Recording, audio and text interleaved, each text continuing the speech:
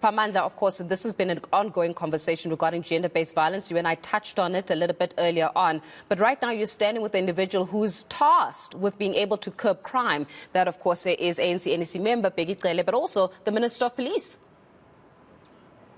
Absolutely. Police Minister General Bheki Cele is here and he has to run back to plenary. So we'll be very brief with this because he is one of the people who are chairing. Sorry to hijack you. We'll be very brief. 6 people gunned down in KwaZulu-Natal. It never ends, Ndosi. What is happening? Absolutely never ends. 6 people gunned down in a tuck shop. Basically, it's a tuck shop where they were gunned down. But it does look like they bought some beers somewhere and they went there. That is Savannah Park. That is in Maran Hill, near the Maran Hill Mission. It's happened to be a quiet place under normal circumstances. I was on the phone with the provincial commissioner even this morning that these six people were just sitting there. These 2 or 3 people just came in. It does look like, though it is a preliminary investigation, it does look like they were hunting 1 or 2 people and others were at the wrong place at the wrong time. But looks like we're getting a positive response from the community. We're getting some indication which direction to follow, including, I'm told, that we have some photos of the people that we're chasing. Are these killings directly linked? We have seen tavern killings recently. How far are the investigations? Any status and progress update on those previous killings? Absolutely. Though the major one that has not happened, that we have found people, is a Soweto one, the Orlando. But most we have your Sweetwaters, your Egruleni, your Mamelodi. We have arrested people. There is no indication and evidence that these things are coordinated somewhere and they have similar motive. For instance, the Egruleni one is unfortunate that we have arrested the officer. Is a cop, though he's working for municipality, but nonetheless is a police. Looks like it was just their own issues opted to go and shoot that. The Mamelodi one were 2 people that had their personal issues. They were running after one another. Looks like someone was owing someone some money. The KZN one, the Sweetwaters Ngamalala, they were chasing this specific guy, and the rest of the people were on that. They were fighting over drugs. So there is nothing that say the motive is similar for all these incidents. The only thing here is that there are these guns illegal that we all concede that too many of them, and there are those that will be copycats going forward. It's your job to disarm South Africa. There are too many guns. You've been destroying some of them, but this continues. Now give us an update regarding Krugersdorp. Any new developments in that regard? Well, maybe let me start here, because people, they raise an issue of a big gun that was found at the toll plaza in Maran Hill, and 90 bullets. They say it was random. No, absolutely it was not random. It was, yes, crime intelligence driven, and that guy, and we have linked him already with the other killings in KZN. Well, he will miss the 800,000 that was supposed to get here. Yes, I will be, I think, around about 12, I will be meeting some families and the victims on the matter of Krugersdorp. You know that besides the 67 people that were arrested and 2 killed, 17 more were arrested. Yesterday, I'm told some of them will come to court tomorrow. So we'll hear more from the families what's the story, what really the information, new information they're giving us. But Ndosi, before we proceed, just another one. If you look at these attacks, you may say they are not coordinated, but they instill fear and terror amongst South Africans. I know you have dismissed the definition and characterization of terrorism, but there is terror in South Africa right now. People are living in fear. Women are being raped and killed.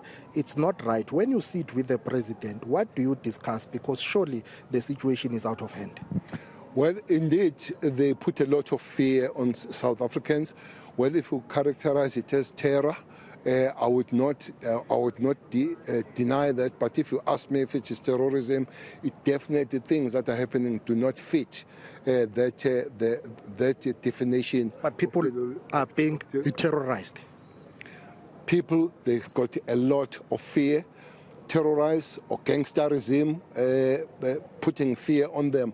If you say they are terrorized and there is terror, that's fine. But if you ask me to define the things as they happen as terrorism, terrorism is something that is defined on well-planned, well-funded, claimed by a certain group and all that kind of thing. You ask the question, is there a link? I've explained to you that there is no link at the present moment. So nobody, by the way, who has claimed that they've done these things and as a known and identify some grouping of the people. So if you ask if it's a terrorism plan, but we always say South Africans we grew up using that word even in the township that so I will take it on that way. But if you say is a planned terrorism for now, we have no evidence that tells us that they're there. But you are correct. We need to work harder in prevention. There are many things that have been prevented. Unfortunately, we're not going to come to media to say 5 people were supposed to have been shot there and killed, and we have prevented them. But we do have such situation where we win before it happens. The more we protect people before they are killed, the better. But police are responding. You know what has happened with the mayor in Limpopo. You know what happened with those people that they robbed people in Bangeni, and there was an encounter in N2 near King Shaga.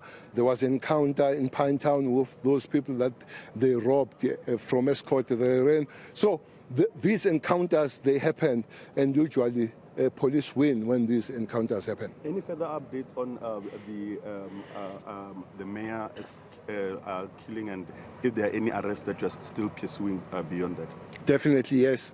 The 3 people have been arrested, and one of them we have managed even to raise the fingerprints of that person who was there. But we're chasing 5 more. Because we are told that there were about 8 people that came in, and the motive again, they were told that it was robbery. It happened that they called the money because they saw the mayor buying a lot of meat during the day, so they thought that it's got money. Mr. Minister, I'm sorry, from Newsroom Africa.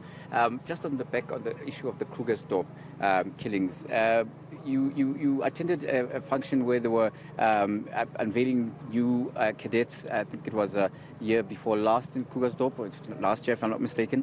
And you also spoke about the issue that we can no longer have a situation where there are no-go zones. We know in that area there are certain areas where even officers say it's a no-go zone. What update can you give in terms of how they're breaking those particular areas, particularly with the issue of the Zamazama and other crime syndicate crossfire and turf wars that have been terrorizing citizens there? Well, as one was there was a lady there, Nicole, that I've tried to speak to her this morning.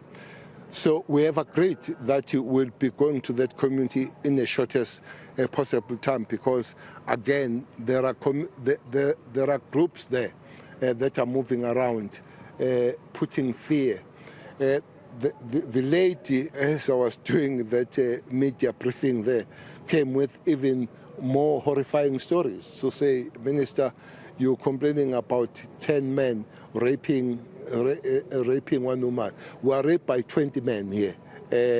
And she raised an issue that herself is a victim and all that. So we have agreed with both National Commission Provincial. We will be using the deep slot approach, and that's why we don't talk about deep slot now, because which means the approach has worked. We will be doing that. We will be personally and the rest of the top brass going there, working with the community there. What about the production house that was shooting there in Krugersdorp, a film production house? They were also accosted and attacked. Do we know anything? What's the latest there? If you can give us an update. Look, I don't want to come close to that one. There are stories around there. I want to end there.